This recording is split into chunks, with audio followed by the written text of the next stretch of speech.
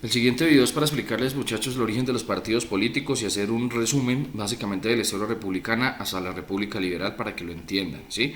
Esto es para grado noveno, para los estudiantes que no se pudieron conectar a la clase esta mañana. Bueno, primero vamos a situarnos en cuándo nacen los partidos políticos. ¿Qué es un partido político? Un partido político es una agremiación, ¿cierto?, de personas que se identifican con un pensamiento específicamente, ¿sí? En este momento, en 1848, va a nacer el Partido Liberal Colombiano. ¿Quiénes eran los que formaban el Partido Liberal Colombiano? Los que no estaban de acuerdo con las instituciones coloniales, los que no estaban de acuerdo con que la riqueza estuviera en pocas manos, los que no estaban de acuerdo con que todo el poder lo tuviera el gobierno, los que no estaban de acuerdo con que la única religión que fuera de obligatoria seguimiento fuera la católica. Los que no tenían dinero, los campesinos pobres, los siervos, la gente que se estaba liberando de la esclavitud en ese momento. ¿Qué proponía el liberalismo entonces? En ese momento el Partido Liberal lo que proponía eran unos cambios políticos, ¿cierto?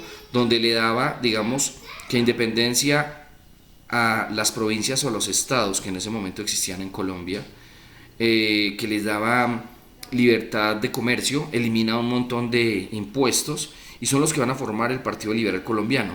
Entonces les decía que en 1848 Ezequiel Rojas va a redactar el Partido Liberal Colombiano y va a ser fundado en 1848. De este Partido Liberal Colombiano se va a unir un grupo de liberales moderados que se llaman los liberales conservadores y van a fundar en cabeza del señor Mariano Espina Rodríguez el Partido Conservador Colombiano, que era liderado básicamente por ideas que continuaban con las prácticas de gobierno coloniales, los mismos impuestos, que la educación estuviera a cargo de la iglesia, que la única religión fuera la católica y que todo el poder se concentrara en un punto de gobierno, específicamente en Santa Fe de Bogotá. Entonces los grandes terratenientes eran parte del Partido Conservador, la gente que tenía dinero y la élite criolla, herederos, ¿cierto?, de todo ese poder español que venía desde la colonia y mantenían en cierta medida muchas prácticas coloniales. Se van a enfrentar, digamos, que estos dos partidos. En ese momento el argumento del Partido Conservador era que el Partido Liberal era anarquista, ¿cierto?, que estaba la idea romántica del socialismo francés, que para ese entonces estaba bastante sonando como algo revolucionario en el momento. Se van a fundar estos dos partidos y de los 210 años de historia que nosotros tenemos, 201 años, se está celebrando desde la batalla de Boyacá, 201, hemos tenido 170 años de guerra, atravesados por guerras civiles. ¿Qué va a suceder? Vamos a empezar a ubicarnos en 1860. El señor Tomás Cipriano de Mosquera, el famosísimo Mascachochas, lideraba el Partido Liberal Colombiano, a los radicales liberales, ¿sí?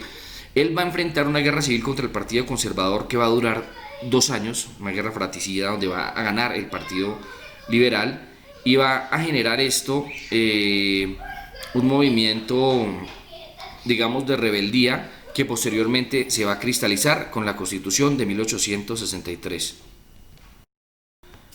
La Convención de Río Negro se celebra en 1863, es donde digamos que va a llegar a cumplirse el sueño de los radicales promoviendo esta constitución, que lo que va a promover la constitución es la descentralización del poder y Colombia deja de llamarse Estados Unidos, la Nueva Granada, y va a llamarse Estados Unidos de la Nueva Granada, o Provincias Unidas, no, Estados Unidos de la Nueva Granada, desde 1862 hasta 1863, cuando se publica la Constitución de 1863, se va a llamar Estados Unidos de Colombia. Estas medidas le van a tocar bastante el bolsillo a la élite criolla, a la élite conservadora, ¿sí?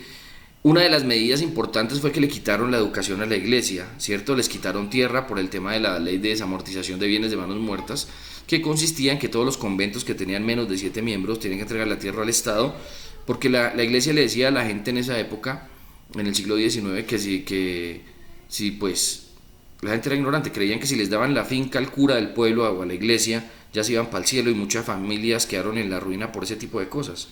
Esta tierra los liberales la cogían, supuestamente la subastaban y iba esa plata para el Tesoro Nacional, pero eso era falso, eso la subastaban para gente, amigos de ellos mismos liberales.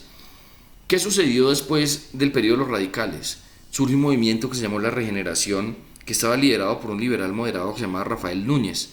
¿Qué decía Rafael Núñez? Que el Estado tenía unas bases muy débiles, el Estado era muy débil, ¿sí?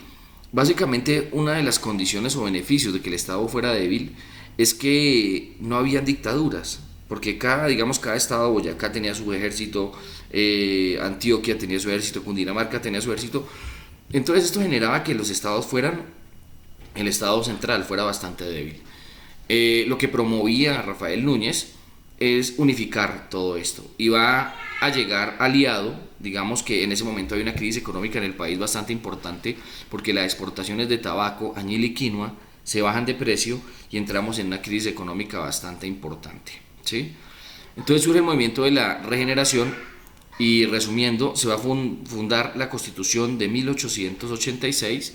En la Constitución de 1863 de Río Negro, el periodo presidencial quedó establecido para 2 años. En la Constitución del 86 quedó el periodo presidencial para 4 años, gracias a Rafael Núñez. Esto dejó a las juventudes liberales un poco incómodas, ¿cierto? Y por un lado el general Rafael Uribe y las juventudes liberales le declararon la guerra a Rafael Núñez, y en 1895 hubo el primer enfrentamiento entre liberales y conservadores, y ya pues pasamos a la guerra de los 1000 días, que va a embarcar a nuestro país en un conflicto de más de 3 años donde va a morir mucha gente inocente, pero entonces va a llevar en 1886 Rafael Núñez los conservadores al poder, ¿sí? Y estos van a gobernar desde 1886 hasta 1930, y eso se va a conocer como la hegemonía conservadora. Aquí vamos a hablar de que empieza la construcción del canal de Panamá con Rafael Núñez. Anterior a él ya habían habido exploraciones de los franceses. Las condiciones climáticas los acabó.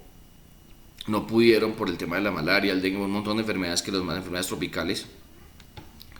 Luego vienen los norteamericanos a terminar el canal de Panamá, pero la guerra le estaba perjudicando la construcción del canal, porque Panamá era parte del Estado colombiano y era un Estado liberal. Y el gobierno pues era un Estado conservador, que en ese momento, en el año 1900, estaba San Clemente de presidente. Estados Unidos apoyó al Congreso panameño, ¿cierto?, para que se diera el proceso de independencia en Panamá. Perdimos Panamá porque ya pues Colombia estaba devastada. Estados Unidos le dijo a la Colombia que si ellos no paraban la guerra, intervenía la Marina norteamericana de ese momento, y pues nosotros no estábamos en condiciones de ninguna guerra porque ya estábamos, tanto liberales como conservadores, totalmente rezagados por un conflicto que duró más de 3 años. El Partido Conservador, digámoslo así, que se va a generar es como que venden a Panamá, perdemos Panamá. Posterior a esto, hacia 1912 más o menos, vamos a recibir una indemnización de 25 millones de dólares, ¿sí? En Colombia hay que tener en cuenta que el presupuesto en el de la nación en ese momento, el presupuesto anual, era de 12 millones de dólares. Es decir, que nos dan el doble del presupuesto de ese momento. Entonces Colombia va a vivir el periodo de la danza de los millones. Y empezamos a hacer carreteras porque Colombia no tenía carreteras, aquí no había industria, todo era totalmente agrícola, ¿sí? Todo era rural, estábamos en la ruralidad. Empiezan a construir carreteras, la platica, los 25 millones que era harta no alcanzó, entonces van a hacer empréstitos por 350 millones de dólares y ya vamos a empezar nosotros a ese proceso que se llamó la danza de los millones, pero a dejar endeudado el país, ¿cierto? Ahí es cuando empezamos a pedir plata al exterior y empezamos a estar endeudados. Se hacen carreteras, digamos que empezamos a vivir un poco la revolución industrial, la segunda ola tardía aquí en Colombia. Se van a llegar empresas aquí a trabajar, van a haber concesiones petroleras con Estados Unidos, porque después de que nos robaron Panamá, seguimos siendo amigos de ellos. Y vamos a llegar hasta 1930 con este gobierno conservador que sí trajo algunas cosas de desarrollo, de modernidad al país, pero que también tuvo unos errores gigantescos a la hora de aplicar el término de la justicia y del poder. En la Constitución del 86, por ejemplo, no había, digamos que derechos laborales, porque no habían obreros, no había industria, todo el mundo era campesino. Entonces, cuando ya esa industria incipiente en Colombia empezó a surgir, los trabajadores que llegaron a las primeras industrias, vamos a poner de ejemplo la Unit Fruit Company, una empresa norteamericana donde el presidente Miguel Abadía Méndez, que gobernó del 26 al 30, tenía intereses económicos.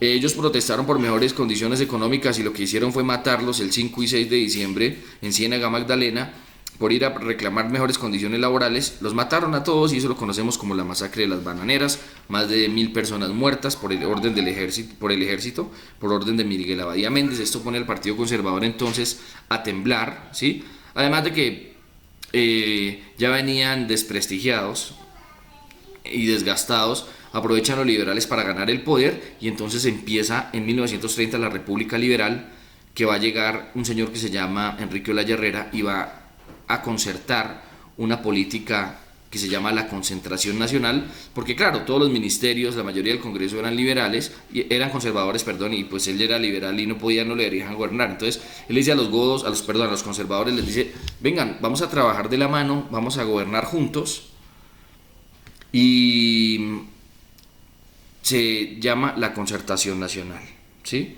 Concentración nacional era la bandera de la política para participar. Enrique Olaya Herrera tiene que empezar a formalizar los sindicatos, ¿cierto? Tiene que enfrentar la batalla, la guerra que tuvimos con Perú en 1932, ¿cierto?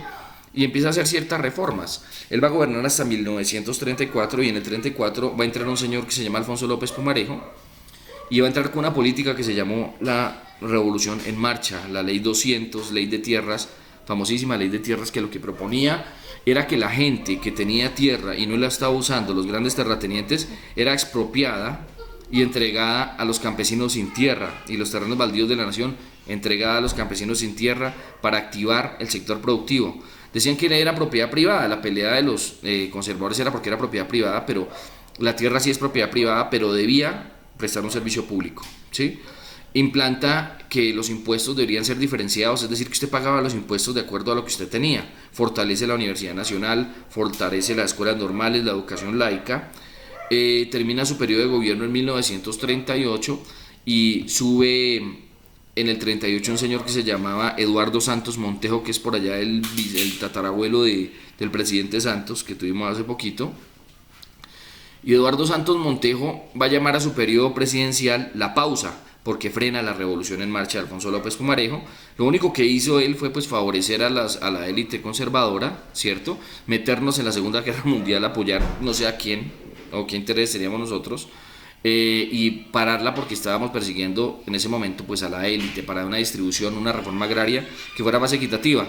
Él va a gobernar hasta el año de 1942 y en ese momento va a llegar a la presidencia, va a volver a la presidencia Alfonso López Pumarejo. Alfonso López Pumarejo entonces vuelve al poder, del 42 va a durar solo hasta el 45, no lo dejan gobernar por la política que tenía, y lo va a reemplazar a un señor Lleras, ¿cierto? Del 45 al 46, porque a él le toca renunciar a Alfonso López Pumarejo, y hasta ahí llega la República Liberal. Hay muchas cosas que nos falta hablar de Gaitán, de otros personajes, pero ya es en la época de la violencia. En el próximo video hablaremos de eso, muchachos. Espero que les sirva esta información. Feliz tarde.